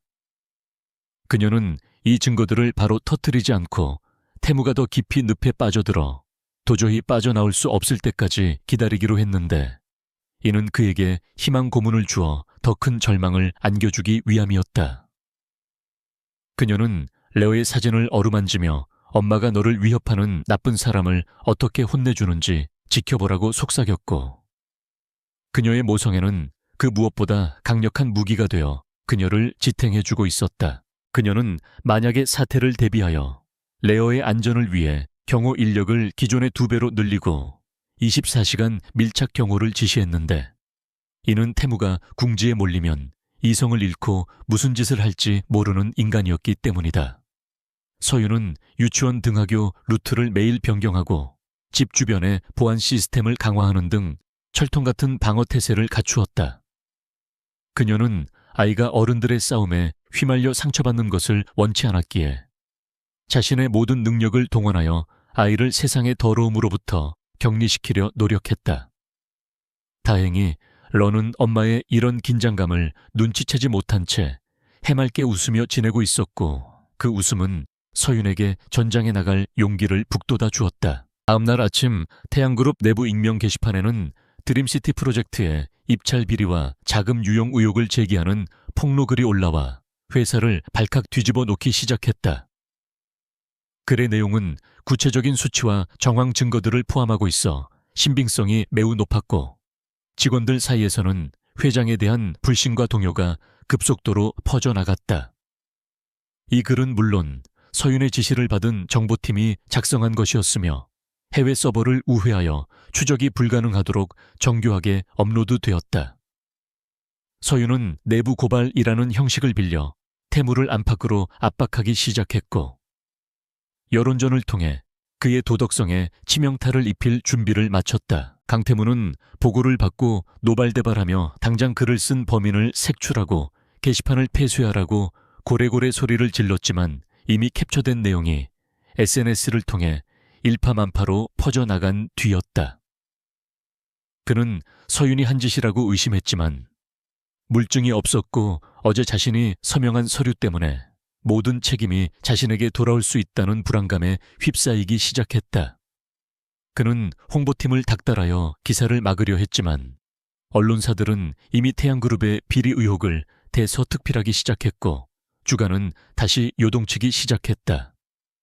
태무의 집무실 전화기는 빗발치는 항의 전화로 불이 날 지경이었고 그는 점점 고립무원의 처지로 내몰리고 있었다. 서윤은 혼란에 빠진 태양그룹 본사를 예고 없이 방문하여 강태무에게 공식적인 해명을 요구했는데 그녀의 연기는 너무나 완벽하고 냉철하여 태무조차 그녀가 이 모든 일의 배우임을 확신할 수 없게 만들었다. 그녀는 투자자의 입장에서 자금 유용 의혹이 사실이라면 계약 파기는 물론이고 손해배상 청구와 형사 고소도 불사하겠다고 으름장을 놓으며 태무를 더욱 막다른 골목으로 몰아넣었다. 태무는 식은땀을 흘리며 오해라고 변명했지만 서윤은 그에게 기한 내에 소명 자료를 제출하지 못하면 경영권 박탈을 안건으로 하는 임시 주주총회를 소집하겠다고 최후 통첩을 날렸다. 태무는 사태를 수습하기 위해 급하게 비자금 장부를 숨기고 꼬리 자르기를 시도했으나 그가 움직이는 모든 동선은 이미 서윤의 손바닥 안에 있었다. 그는 믿었던 측근들에게 도움을 요청했지만 이미 기울어가는 배에서 탈출하려는 그들은 전화를 피하거나 핑계를 대며 그를 외면하기 시작했다. 권력의 정점에서 군림하던 강태무는 생전 처음으로 처절한 무력감과 배신감을 맛보아야 했고 그것은 그가 과거에 서윤에게 주었던 고통의 아주 작은 일부에 불과했다. 그는 독한 술을 들이키며 불안에 떨었고 자신의 완벽했던 왕국이 모래성처럼 무너져 내리는 소리를 들어야만 했다. 밤이 깊어지자 서윤은 호텔 창가에 서서 쏟아지는 빗줄기를 바라보며 태무의 몰락이 카운트다운에 들어갔음을 직감했고 이제 마지막 일격을 가할 준비를 서두르기 시작했다. 내일 있을 자선 파티는 태무가 자신의 이미지를 세탁하기 위해 오랫동안 공들여 준비한 행사였지만 서윤에게는 그를 공개 처형할 완벽한 무대가 될 것이었다. 그녀는 금고에서 USB 하나를 꺼내어 손에 쥐었는데 그 안에는 태무의 가면을 벗겨낼 충격적인 진실들이 담겨 있었다. 그녀의 복수는 단순히 그를 파멸시키는 것에서 그치지 않고 그가 가진 오만과 편견이 얼마나 부질없는 것인지를 뼈저리게 깨닫게 해주는 잔혹하고도 우아한 교육이 될 것이었다. 폭풍전야의 고요함 속에서 서윤은 잠든 아들의 이마에 입을 맞추며 나직하게 속삭였는데 그것은 자신에게 거는 주문과도 같았다. 내일이면 모든 게 끝날 거야. 그리고 우리는 진짜 자유를 얻게 될 거야. 그녀의 눈빛은 어둠 속에서도 형형하게 빛나고 있었고 그 안에는 슬픔을 넘어선 강인한 의지가 불타오르고 있었다. 운명의 밤은 다시 찾아왔고 이번에는 서윤이 그 밤의 지배자가 되어 모든 것을 끝낼 준비를 마쳤다. 서울의 밤하늘을 수놓는 화려한 조명 아래 국내 최고급 호텔인 더 로열의 그랜드 볼룸에서는 태양그룹 주최의 자선 파티가 성대하게 열리고 있었다. 정재계 인사들과 유명 연예인들이 대거 참석한 이 자리는 표면적으로는 불우이웃을 돕기 위한 행사였으나 실상은 강태무가 자신의 실추된 이미지를 회복하고 투자자들을 안심시키기 위해 마련한 최후의 쇼케이스나 다름없었다. 강태무는 최고급 이탈리아산 턱시도를 입고 연신사람 좋은 미소를 지으며 하객들을 맞이하고 있었지만 그의 손바닥은 긴장으로 인해 축축하게 젖어 있었다. 그는 오늘 밤 스텔라 한이 참석할 것이라는 사실을 알고 있었고 그녀가 등장하기 전에 자신의 입지를 굳건히 다져놓아야 한다는 강박관념에 시달리고 있었다. 강태무는 미리 매수해둔 연예부 기자들에게 은밀한 눈짓을 보내며 샴페인 잔을 들어 올렸는데 이는 작전 개시를 알리는 신호였다. 그는 스텔라 한이 뉴욕에서 문란한 사생활을 즐기다 아이를 낳은 미혼모라는 악의적인 루머를 퍼뜨리도록 지시해두었고 이 소문이 파티장에 자연스럽게 스며들어 그녀의 도덕성에 치명상을 입히기를 기대하고 있었다. 보수적인 한국 재계에서 여자의 복잡한 사생활은 능력 여하를 막론하고 공격받기 좋은 소재였기에 그는 이 비열한 전략이 먹혀들 것이라고 확신했다. 사람들은 삼삼오오 모여 귓속말을 나누기 시작했고 그 내용이 무엇인지 짐작한 태무의 입계는 비로소 안도 섞인 비열한 미소가 번지기 시작했다. 그때 웅장한 문이 열리고 스포트라이트가 입구를 비추자 장내의 소란스러움이 일순간 멈추고 정적이 흘렀는데 그곳에는 오늘의 주인공인 스텔라 한이 서 있었다. 그녀는 칠흑 같은 어둠을 연상시키는 블랙 드레스를 입고 있었는데 우아한 곡선미를 드러내면서도 과도한 노출 없이 절제된 디자인은 그녀의 고고한 기품을 더욱 돋보이게 했다. 그녀의 목에는 태양그룹의 로고를 연상시키는 다이아몬드 목걸이가 차갑게 빛나고 있었고 붉은 립스틱을 바른 입술은 자신감 넘치는 미소를 머금고 있었다. 그녀가 레드카펫을 밟으며 걸어 들어오는 모습은 마치 적진 한복판을 유유히 가로지르는 여왕의 행진과도 같았고 사람들은 그녀의 압도적인 아우라에 눌려 기를 터주었다. 강태무는 그녀의 등장에 잠시 넋을 잃었지만 곧 정신을 차리고 그녀에게 다가가 사람들의 시선을 의식하며 과장된 몸짓으로 환영의 인사를 건넸다. 그는 짐짓 걱정하는 척하며 낮은 목소리로 아이는 잘 크고 있냐고 물었고 아빠 없는 아이를 키우느라 고생이 많겠다는 식의 비꼬는 말을 덧붙였다. 그의 말 속에는 네가 아무리 성공한 척해도 결국은 흠집 있는 여자일 뿐이라는 경멸이 담겨 있었고 주변 사람들이 이 대화를 듣기를 바라는 눈치였다.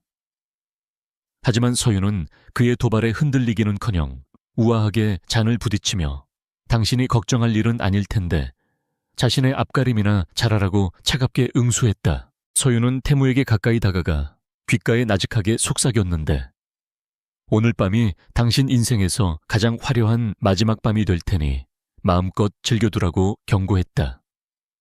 그녀의 눈빛은 너무나도 평온해서 오히려 더 공포스럽게 느껴졌지만 태무는 애써 그 불안감을 무시하며 그녀가 그저 허세를 부리고 있다고 치부해버렸다. 그는 자신이 준비한 히든카드가 아직 남아있다고 믿으며 단상 위로 올라가 마이크를 잡았고 장내의 시선을 자신에게 집중시켰다. 그는 태양그룹의 새로운 비전인 드림시티 프로젝트를 소개하며 자신이 얼마나 투명하고 윤리적인 경영을 하고 있는지 역설하기 시작했는데 그 뻔뻔함은 하늘을 찌를 듯했다. 강태무의 연설이 절정에 달하고 대형 스크린에 준비된 홍보 영상이 재생되려는 순간 갑자기 화면에 지직거리는 노이즈가 발생하며 음악이 끊기는 사고가 발생했다. 하객들이 웅성거리는 사이 화면에는 전혀 예상치 못한 영상이 송출되기 시작했는데 그것은 강태무가 페이퍼 컴퍼니 관계자들과 만나 뇌물을 주고받는 CCTV 영상이었다. 영상 속의 강태무는 탐욕스러운 표정으로 돈다발을 세며 회사의 공금을 어떻게 빼돌릴지 구체적으로 모의하고 있었고 직원들을 개돼지라고 비하하는 육성까지 생생하게 흘러나왔다. 파티장은 순식간에 충격과 경악으로 얼어붙었고 우아하했던 클래식 음악 대신 강태무의 저속한 욕설만이 스피커를 통해 크게 울려 퍼졌다. 강태무는 사색이 되어 소리를 지르며 당장 화면을 끄라고 지시했지만 방송실은 이미 서윤이 심어둔 전문가들에 의해 장악된 상태라 그 누구도 그의 명령을 듣지 않았다. 화면은 계속 바뀌며 이중 장부 내역과 차명 계좌의 거래 내역 그리고 그가 탈세를 위해 저지른 불법 행위들이 낱낱이 공개되었고 이는 반박할 수 없는 명백한 증거들이었다. 기자들은 맹수처럼 달려들어 카메라 플래시를 터뜨리기 시작했고 하객들은 혐오스러운 표정으로 그를 바라보며 수근거렸다. 단상 위에 홀로 남겨진 강태무는 마치 벌거벗겨진 채 광장에 내던져진 죄인처럼 어쩔 줄 몰라 하며 떨고 있었다. 그 순간 스텔라 한이 천천히 단상 위로 걸어 올라갔고 그녀의 발걸음 소리가 마이크를 통해 또렷하게 들려오자 장내는 다시 쥐 죽은 듯 조용해졌다. 그녀는 당황한 사회자에게서 마이크를 넘겨받아 차분한 목소리로 자신이 이 모든 증거를 수집한 장본인임을 밝혔다. 그녀는 과거 강태무의 비서실장으로 일하며 태양그룹의 성장을 견인했으나 부당하게 해고당했던 자신의 과거를 담담하게 고백했다. 그녀는 자신이 태양그룹을 떠나야 했던 진짜 이유는 강태무의 무능함을 덮어주는 것에 지쳤고 그의 비윤리적인 행태를 더 이상 묵과할 수 없었기 때문이라고 당당하게 선언했다. 서유는 강태무가 퍼뜨린 미혼모 루머에 대해서도 정면으로 돌파했는데 그녀는 숨길 것 없이 자신에게는 사랑하는 아들이 하나 있다고 떳떳하게 말했다.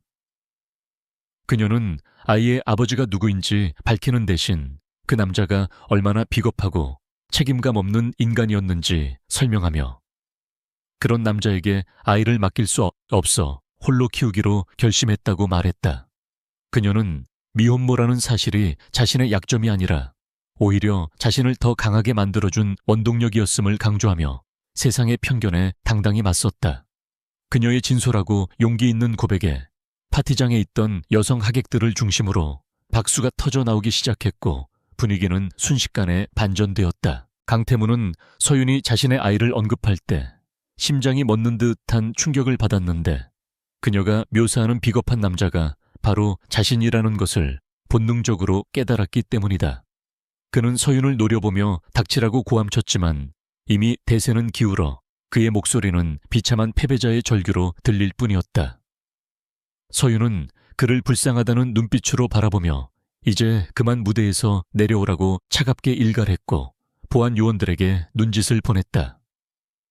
보안 요원들이 다가오자 강태무는 저항하려 했지만 힘없이 끌려 내려갔고 그 모습은 추락하는 권력의 말로를 적나라하게 보여주었다. 서윤은 다시 마이크를 잡고 태양그룹의 채권단 대표로서 현 경영진의 전면 교체와 대대적인 개혁을 선언했다. 그녀는 자신이 직접 경영 일선에 나서 썩은 환부를 도려내고 태양그룹을 투명하고 건전한 기업으로 다시 세우겠다고 약속했다.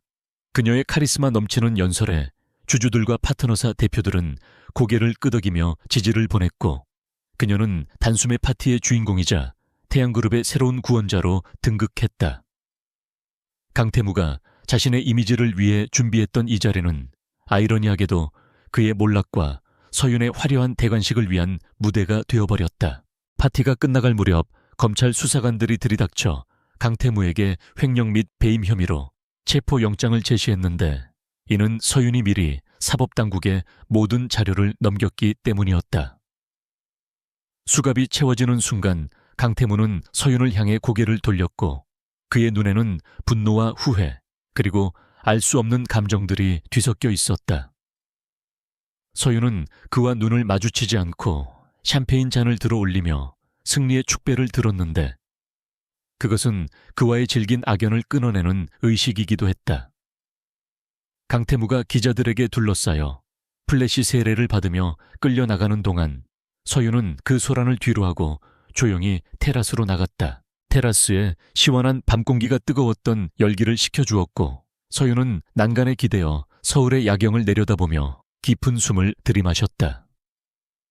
5년 전 쫓겨나듯 떠났던 이 도시에서 그녀는 이제 누구도 넘볼 수 없는 위치에 섰지만 가슴 한구석에는 묘한 쓸쓸함이 남아있었다. 그녀는 핸드폰을 꺼내어 집에서 잠들어 있을 레어의 사진을 들여다보았고 아이의 해맑은 미소가 그녀의 마음을 위로해 주었다.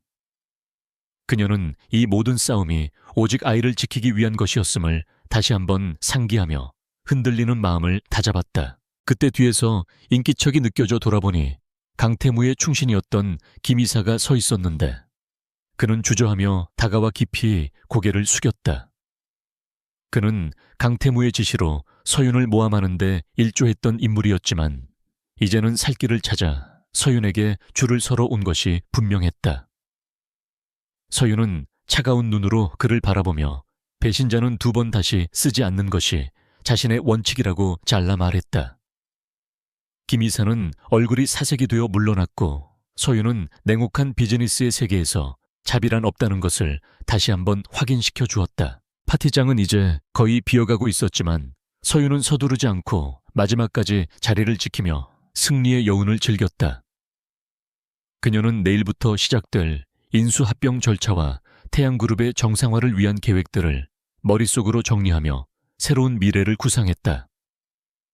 강태무는 감옥에 가게 되겠지만 아직 그와 풀어야 할 사적인 숙제인 아이 문제가 남아 있었다. 그녀는 그가 감옥 안에서 처절하게 무너진 뒤에야 비로소 그에게 러가 친자라는 사실을 알려주어 그를 영원한 지옥 속에 가둘 생각이었다. 서윤은 쇼를 어깨에 두르고 천천히 호텔 로비를 빠져나왔는데 밖에는 여전히 많은 취재진이 대기하고 있었다. 그녀는 당당한 포즈로 그들의 질문에 짧게 응대하며 준비된 차량에 올랐고 차창 밖으로 보이는 달이 오늘따라 유난히 밝게 빛나고 있었다. 차 안에서 그녀는 긴장이 풀린 듯 등바디에 몸을 기댔지만 그녀의 눈빛만은 여전히 형형하게 살아있었다.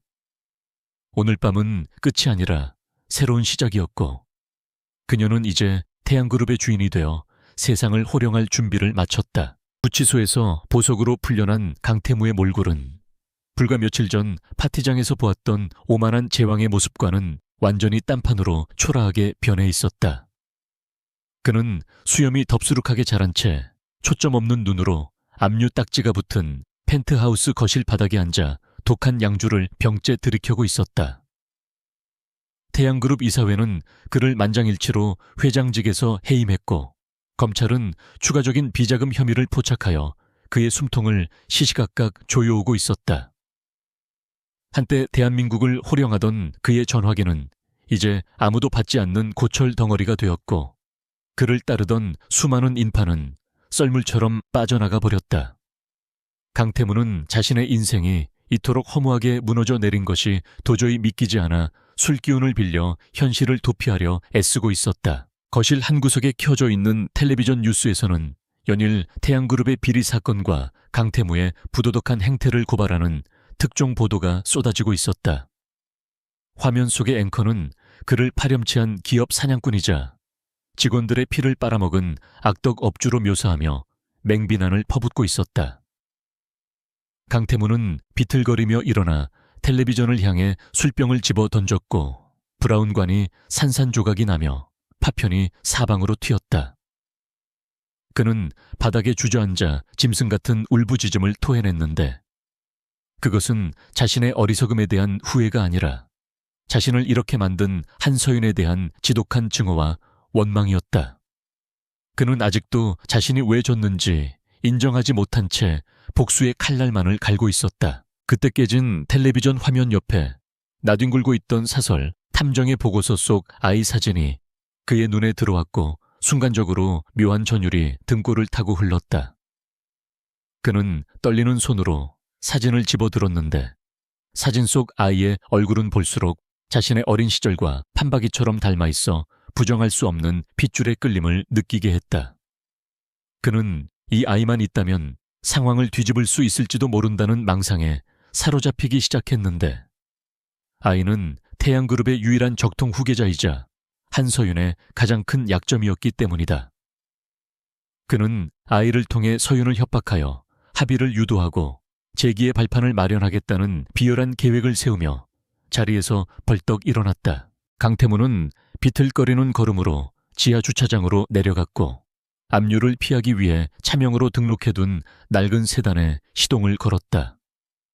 술에 취해 시야가 흐릿하고 판단력이 흐려진 상태였지만 그의 머릿속에는 오직 한서윤의 집으로 가야 한다는 집착만이 가득 차 있었다. 비가 억수같이 쏟아지는 밤거리를 질주하며 그는 미친 사람처럼 웃었다가 울기를 반복했고 핸들을 잡은 손에는 핏기가 없을 정도로 힘이 들어가 있었다. 그는 자신이 아이의 친부라는 사실을 밝히고 양육권을 주장하면 모성애가 강한 서윤이 결국 굴복할 것이라고 굳게 믿고 있었다. 그것이 벼랑 끝에 몰린 그가 잡을 수 있는 마지막 지푸라기였기 때문이다. 한서윤의 저택은 서울 외곽의 한적하고 보안이 철저한 고급 주택가에 위치해 있었는데 높은 담벼락과 굳게 닫힌 철문은 외부인의 침입을 거부하고 있었다. 강태무는 차를 멈추고 비틀거리며 내려 인터폰을 미친 듯이 눌러댔고 술에 취한 목소리로 당장 문을 열라고 고래고래 소리를 질렀다.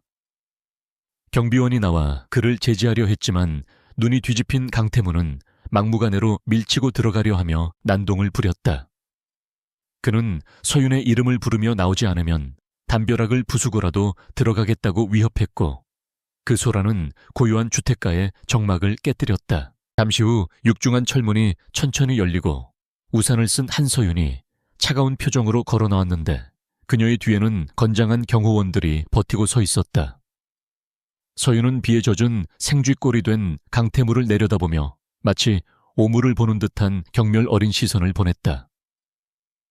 그녀는 보석 조건을 위반하고 여기까지 찾아온 걸 보니 감옥이 그리운 모양이라고 비꼬았지만 태무는 그녀의 말을 듣지 않고 그녀에게 다가가려 했다.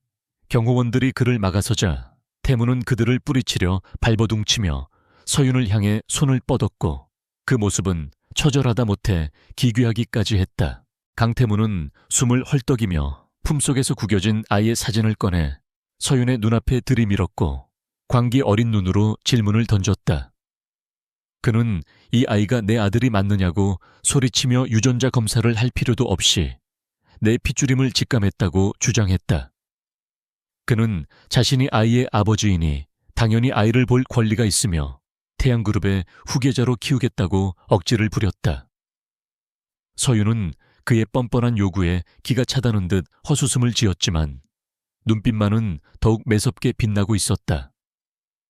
그녀는 그가 이 상황에서도 아이를 사랑해서가 아니라 이용하기 위해 찾는다는 사실에 치를 떨었다. 서여윤은 경호원들에게 눈짓하여 태무를 놓아주게 했고 그에게 한 걸음 다가가 나직하지만 또렷한 목소리로 진실을 말해주었다.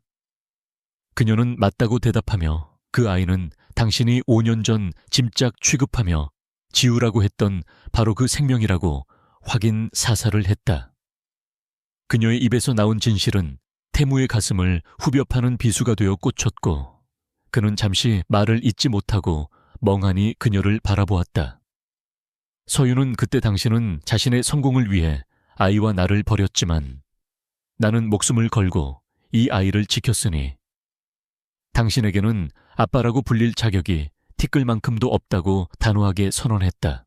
태무는 충격과 당혹감에 휩싸여 뒷걸음질 쳤지만 이내 다시 억지 논리를 펴며 자신에게도 기회를 달라고 애원반 협박반으로 매달렸다. 그는 자신이 잘못했다는 것을 알지만 핏줄은 천륜이니 끊을 수 없는 것 아니냐며 이제라도 아이에게 좋은 아빠가 되어주고 싶다고 횡설수설했다. 하지만 그의 눈은 여전히 불안하게 흔들리고 있었고 그 말에는 진정성이 전혀 느껴지지 않았다. 그는 단지 자신의 외로움과 패배감을 보상받기 위해 그리고 서윤을 붙잡아두기 위해 아이를 소유하려 할 뿐이었다. 서윤은 그런 그의 추악한 내면을 꿰뚫어 보고 있었기에 일말의 동정심도 느끼지 않았다. 그때 2층 창가에서 작은 그림자가 움직이더니 잠옷을 입은 레오가 창문에 얼굴을 대고 밖을 내려다보는 모습이 보였다. 태무는 아이를 발견하고 본능적으로 이름을 부르려 했지만 서윤이 재빠르게 그의 앞을 가로막아 시야를 차단했다. 그녀는 당신 같은 괴물이 아이의 기억 속에 아빠로 남게 할 수는 없다고 말하며 아이가 당신의 존재를 평생 모르게 하는 것이 내가 줄 수 있는 최고의 선물이라고 말했다. 그녀의 말은 태무에게 내려지는 가장 잔인하고도 합당한 형벌이었고 그는 닿을 수 없는 거리에 있는 아들을 보며 절망했다. 강태무는 그제야 털썩 무릎을 꿇고 바닥을 치며 오열하기 시작했는데 그것은 잃어버린 권력 때문이 아니라 자신이 영영 되돌릴 수 없는 짓을 저질렀다는 뒤늦은 자각 때문이었다. 그는 자신의 손으로 내친 것이 단순한 여자가 아니라 자신의 미래와 행복이었음을 뼈저리게 깨달았지만 이미 버스는 떠난 뒤였다. 빗물과 눈물이 뒤섞여 그의 얼굴을 엉망으로 만들었고 그는 흙탕물 속에서 뒹굴며 짐승처럼 울부짖었다. 그가 평생을 바쳐 쌓아 올린 성공의 탑이 사실은 모래 위에 지은 성이었으며 그 대가로 가장 소중한 것들을 희생시켰다는 사실이 그를 미치게 만들었다. 서윤은 차갑게 식은 눈으로 오열하는 태무를 내려다보다가 주머니에서 휴대폰을 꺼내 어디론가 전화를 걸었다. 잠시 후 멀리서 요란한 사이렌 소리가 들려오기 시작했고 경찰차들이 저택 앞 골목으로 진입하는 불빛이 번쩍였다. 서윤은 접근 금지 명령 위반과 주거 침입 혐의로 그를 신고한 것이었고, 이는 그에게 베푸는 마지막 자비이자 확실한 끝맺음이었다.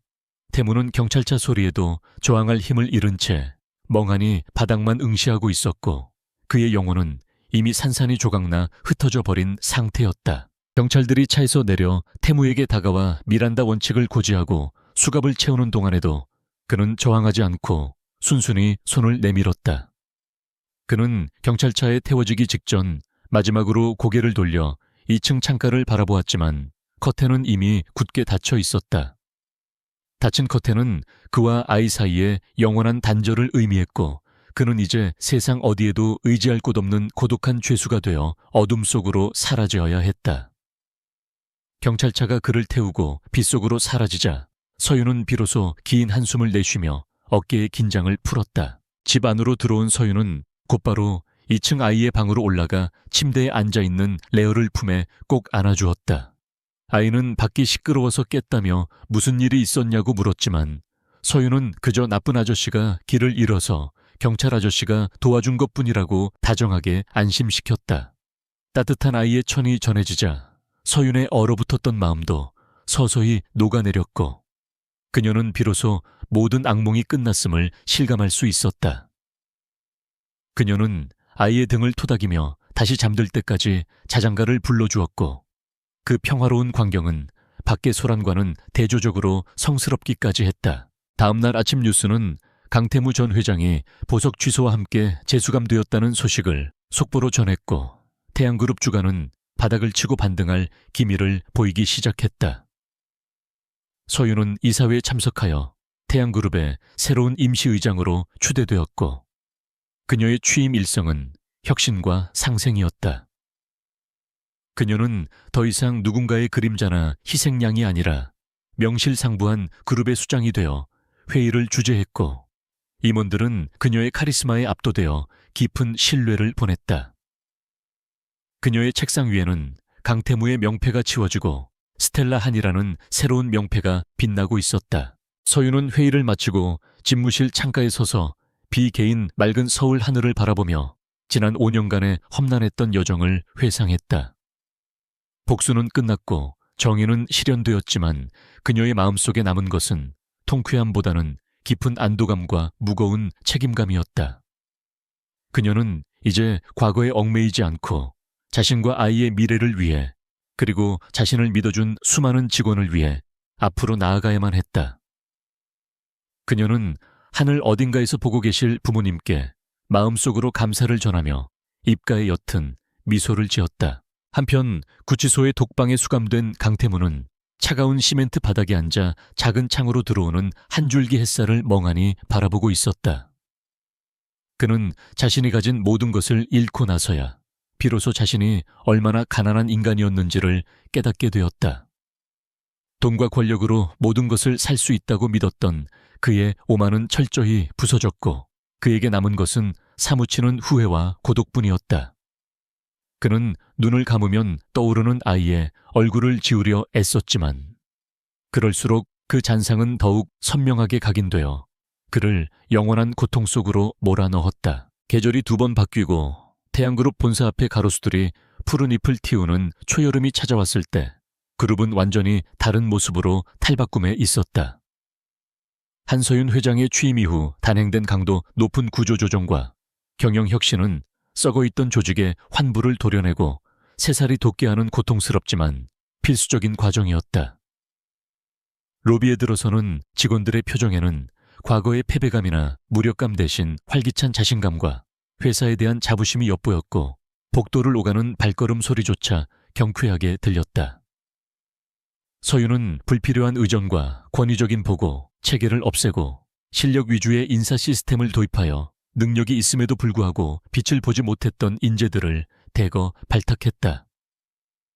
그녀가 일으킨 변화의 바람은 태양그룹뿐만 아니라 보수적인 한국 재계 전체에 신선한 충격을 주며 새로운 경영 모델로 떠오르고 있었다. 최상층 회장 집무실에서 서윤은 창밖으로 내려다보이는 서울의 정영을 감상하며 갓 내린 커피에 향을 음미하고 있었는데, 그녀의 모습에서는 여유와 기품이 흘러넘쳤다. 과거 강태무가 앉아있던 그 자리는 이제 주인이 바뀌어 더욱 세련되고 모던한 인테리어로 꾸며져 있었고, 책상 위에는 결제를 기다리는 서류들이 정갈하게 정리되어 있었다. 그녀는 비서가 가져온 주간 보고서를 훑어보며 입가에 옅은 미소를 지었는데, 지난 분기 영업이익이 창사 이래 최대치를 기록했다는 내용이 담겨 있었기 때문이다. 시장의 우려를 불식시키고 오로지 실력으로 증명해낸 성과였기에 그 기쁨은 더욱 남달랐고, 그녀를 의심했던 주주들의 입을 다물게 하기에 충분했다. 반면 서윤의 책상 한 구석에 놓인 조간신문 사회면 구석에는 강태무 전 회장에 대한 최종 선고 공판 소식이 짤막하게 실려 있었다. 법원은 그에게 징역 12년의 중형과 함께 천문학적인 추징금을 선고했는데, 이는 재벌 총수에게 내려진 판결치고는 이례적으로 엄중한 것이었다. 기사에는 그가 법정에서 최후 진술을 하며 눈물을 흘렸다는 내용이 적혀 있었지만, 서윤은 그 기사를 읽고도 아무런 감정의 동요를 느끼지 않았다. 그는 이제 그녀의 인생에서 완전히 삭제된 존재이자 과거의 흐릿한 얼룩에 불과했으며, 그녀가 신경 써야 할 가치조차 없는 사람이 되어버렸기 때문이다. 서윤은 신문을 덮어 휴지통에 넣으며 마치 먼지를 털어내듯 가볍게 손을 털었다. 차가운 철창 안에 갇힌 강태무는 좁은 감방에 텔레비전을 통해 태양그룹의 비약적인 성장과 한서윤 회장의 활약상을 지켜보며 피눈물을 흘려야만 했다. 화면 속의 서윤은 그 어느 때보다 아름답고 당당해 보였으며, 그녀 곁에는 자신이 그토록 원했던 유능한 참모들과 글로벌 파트너들이 포진해 있었다. 그는 자신이 그 자리에 있을 수도 있었다는 사실을 떠올릴 때마다 가슴을 치며 후회했지만 시간을 되돌릴 방법은 어디에도 없었다. 동료 수감자들은 텔레비전에 나오는 여자가 정말 네가 버린 여자가 맞냐며 조롱 섞인 질문을 던졌고, 강태무는 그 치욕을 견디지 못해 이불을 뒤집어쓰고 귀를 막아야 했다. 그에게 남은 것은 기나긴 수영 생활과 뼈저린 고독뿐이었고, 그것은 그가 자초한 인과응보의 결말이었다. 주말이 되자 서윤은 모든 공식 일정을 비우고 오로지 아들 러와 함께 시간을 보내기 위해 교회의 한적한 별장으로 떠났다. 레오는 맑은 공기를 마시며 잔디밭을 뛰어다녔고, 서윤은 그런 아이의 모습을 흐뭇하게 바라보며 벤치에 앉아 독서를 즐겼다. 아이는 아빠의 부재를 느끼지 않을 만큼 밝고 구김살 없이 자라고 있었는데, 이는 서윤이 2배, 3배의 사랑으로 빈자리를 채워주었기 때문이었다. 레오는 풀밭에서 꺾은 꽃반지를 엄마의 손가락에 끼워주며 나중에 커서 엄마를 지켜주는 멋진 기사가 되겠다고 약속했고, 서윤은 아이를 품에 안고 세상에서 가장 행복한 웃음을 터뜨렸다.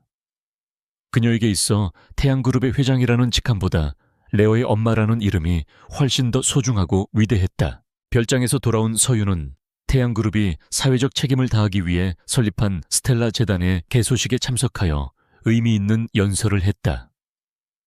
그녀는 미혼모와 저소득층 가정의 아동들을 지원하는 사업에 사제를 출연하며 자신이 겪었던 어려움을 다른 이들은 겪지 않기를 바라는 마음을 전했다. 그녀의 진정성 있는 행보는 대중들의 마음을 움직였고, 태양그룹의 기업 이미지는 돈만 아는 기업에서 따뜻한 동반자로 획기적으로 개선되었다. 행사가 끝난 후 수많은 취재진이 그녀에게 마이크를 들이대며 성공의 비결을 물었고, 서윤은 주저없이 사랑하는 사람을 지키려는 의지라고 답했다. 그녀의 대답은 짧았지만 그 안에 담긴 무게는 그 자리에 있던 모든 사람을 숙연하게 만들었다. 어느 날 오후 서윤은 비서실장으로부터 해외 유명 투자 은행에서 태양그룹과의 전략적 제휴를 원한다는 보고를 받았다. 그 투자 은행은 과거 그녀가 뉴욕에서 고군분투하던 시절 인턴으로라도 일하게 해달라고 문을 두드렸다가 거절당했던 곳이었다. 서윤은 묘한 기분으로 그들의 제안서를 검토했고, 이제는 갑과 을이 바뀐 상황에서 여유롭게 협상의 조건을 조율할 수 있었다. 그녀는 과거의 거절을 안가품하는 대신 철저히 비즈니스 논리에 입각하여 태양그룹에 가장 이득이 되는 방향으로 계약을 성사시켰고, 상대방 대표는 그녀의 대인배적인 면모와 프로페셔널함에 존경을 표했다. 이것이야말로 진정한 의미의 복수이자 승리라고 그녀는 생각했다. 태양그룹의 핵심 프로젝트였던 드림시티는 서윤의 주도하에 친환경 스마트시티로 설계가 변경되어 성공적으로 완공을 앞두고 있었다. 준공식 날 서윤은 안전모를 쓰고 현장을 둘러보며 건물의 구석구석을 꼼꼼하게 살폈는데, 그곳은 강태무의 탐욕으로 얼룩질 뻔했던 장소였기에 감회가 남달랐다. 그녀는 이 도시가 누군가의 비자금 창구가 아니라 시민들이 꿈을 키우고 행복을 누리는 공간이 되기를 진심으로 바랐다. 현장 소장과 근로자들은 회장이 직접 현장을 챙기는 모습에 감동하여 더욱 성실하게 일했고, 드림시티는 부실 공사 논란을 씻어내고 랜드마크로서의 위용을 드러내고 있었다. 밤이 깊어지자 서윤은 레어를 재우고 서재에 앉아 오래된 다이어리를 꺼내어 지난 5년간의 기록들을 천천히 넘겨보았다. 눈물로 얼룩진 페이지들도 있었고 분노로 꾹꾹 눌러 쓴 페이지들도 있었지만, 마지막 장에는 희망과 감사로 채워진 문장들이 가득했다. 그녀는 펜을 들어 다이어리의 맨 뒷장에 모든 시련은 나를 더 빛나게 하기 위한 연마의 시간이었다 라고 적어 넣으며 책을 덮었다. 과거의 상처는 이제 흉터가 되어 단단해졌고, 그 흉터는 그녀가 치열하게 살아남았음을 증명하는 영광스러운 훈장이 되었다. 다음 날 아침 서윤은 출근 준비를 하며 거울 속에 자신을 마주했는데, 거울 속의 여자는 더 이상 누군가의 사랑을 갈구하는 가련한 여인이 아니었다. 그녀는 스스로 빛을 내는 태양처럼 주위를 밝히고 있었고, 그녀의 눈동자에는 흔들림 없는 확신이 자리 잡고 있었다. 그녀는 깔끔한 화이트 슈트를 차려입고 붉은 립스틱으로 포인트를 주었는데, 이는 승자의 여유와 열정을 상징하는 그녀만의 시그니처 룩이었다. 그녀가 현관을 나서자 미리 대기하고 있던 수행원들이 정중하게 고개를 숙여 인사했고, 그녀는 가벼운 목례로 화답하며 차에 올랐다. 차가 한강 다리를 건널 때 서윤은 차창을 내리고 강바람을 맞으며 도시의 풍경을 눈에 담았다. 강물은 쉼없이 흐르고 있었고 계절은 변해가지만 그녀가 이룩한 성취는 견고하게 그 자리를 지키고 있었다. 그녀는 문득 5년 전 뱃속에 아이를 안고 울며 건넜던 이 다리를 떠올렸지만, 이제는 그 기억조차 아련한 추억처럼 느껴질 뿐이었다. 그녀는 옆자리에 놓인 레어의 유치원 가방을 쓰다듬으며 오늘 저녁에는 아이가 좋아하는 피자를 사서 일찍 퇴근해야겠다고 다짐했다. 일과 가정의 균형을 맞추는 것이 쉽지는 않았지만 그녀는 그 줄타기조차 즐길 준비가 되어 있었다. 회사에 도착한 서윤은 대회의실에서 열린 글로벌 전략회의를 주재하며 태양그룹의 미래 청사진을 제시했다. 그녀는 인공지능과 바이오 산업을 새로운 성장 동력으로 삼아 그룹의 체질을 완전히 바꾸겠다는 야심찬 계획을 발표했고, 임원들은 그녀의 통찰력에 감탄하며 열렬한 지지를 보냈다. 회의가 끝난 후 그녀는 창가에 서서 직원들이 분주하게 움직이는 사무실 풍경을 내려다보았다. 저들 하나하나가 가장의 무게를 짊어진 소중한 사람들이라는 사실을 잊지 않겠다고 다짐하며 그녀는 경영자로서의 초심을 다시 한번 되새겼다. 점심시간이 되자 서윤은 구내식당으로 내려가 직원들과 함께 줄을 서서 배식을 받고 식사를 하며 격이 없는 대화를 나누었다. 처음에는 회장의 등장을 어려워하던 직원들도 그녀의 소탈하고 진심 어린 태도에 마음을 열고 고충을 털어놓거나 농담을 건네기도 했다. 서윤은 그들의 이야기를 경청하며 메모했고 즉석에서 해결 가능한 문제들은 바로 지시를 내려 처리해 주었다. 이러한 소통 경영은 조직 문화를 유연하게 만들었고 직원들의 애사심을 고취하는 기폭제가 되었다. 강태무 시절에는 상상도 할 수 없었던 풍경들이 태양그룹의 일상이 되어가고 있었다. 오후 늦게 서윤은 비서실장으로부터 강태무가 옥중에서 보낸 편지 한 통을 건네받았다. 편지 봉투에는 떨리는 필체로 서윤에게라고 적혀 있었지만 그녀는 내용을 뜯어보지도 않고 그대로 파쇄기에 넣어버렸다. 그가 무슨 말을 하든 그것은 변명이나 뒤늦은 후회일 뿐이며 그녀의 현재와 미래에 아무런 영향도 줄 수 없다는 것을 잘 알고 있었기 때문이다. 파쇄기 속으로 사라지는 종이 조각들을 보며 그녀는 그와의 질긴 인연이 물리적으로도 완전히 소멸되었음을 느꼈다. 이제 그녀에게 강태무라는 이름은 아무런 감정도 불러일으키지 않는 무의미한 단어에 불과했다. 퇴근길에 서윤은 레어를 픽업하여 서울의 야경이 한눈에 내려다 보이는 남산타워로 향했다. 케이블카를 타고 올라가는 동안 레어는 신이 나서 창밖을 가리키며 조잘거렸고 서윤은 아이의 말에 맞장 붙이며 행복한 미소를 지었다. 전망대에 도착하여 난간에 서자 화려하게 빛나는 도심의 불빛들이 보석처럼 반짝이고 있었고 그 중에서도 유독 밝게 빛나는 태양그룹의 사옥이 눈에 들어왔다. 서윤은 아이를 안아 올려 저기 보이는 가장 높은 건물이 엄마가 일하는 곳이라고 설명해 주었고 레오는 엄마가 자랑스럽다며 그녀의 볼에 뽀뽀를 해주었다. 서윤은 아이를 내려놓고 난간을 잡은 채 도시를 내려다보며 깊은 숨을 들이마셨다. 차가운 밤 공기가 폐부 깊숙이 들어와 머리를 맑게 해주었고 가슴속이 뻥 뚫리는 듯한 시원함을 느꼈다. 그녀는 혼잣말처럼 운명은 정해진 것이 아니라 스스로 만들어가는 것이라고 속삭였다. 5년 전 그 밤 모든 것을 잃었다고 생각했던 절망의 끝에서 그녀는 스스로 운명을 개척했고 결국 보란듯이 세상의 중심에 섰다. 그녀를 버린 것은 CEO였지만 그녀를 다시 일으켜 세운 것은 엄마이자 한 인간으로서의 자존감이었다. 이제 그녀의 앞에는 끝없는 가능성과 희망찬 미래가 펼쳐져 있었다. 그녀는 다시는 누군가에게 의지하거나 휘둘리지 않을 것이며 오로지 자신의 두 발로 단단하게 대지를 딛고 서서 세상을 호령할 것이다. 서윤은 레오의 손을 꼭 잡고 밝게 빛나는 보름달을 올려다보았고 그녀의 눈동자 속에는 달보다 더 밝은 별이 빛나고 있었다. 가자 레오, 우리들의 집으로.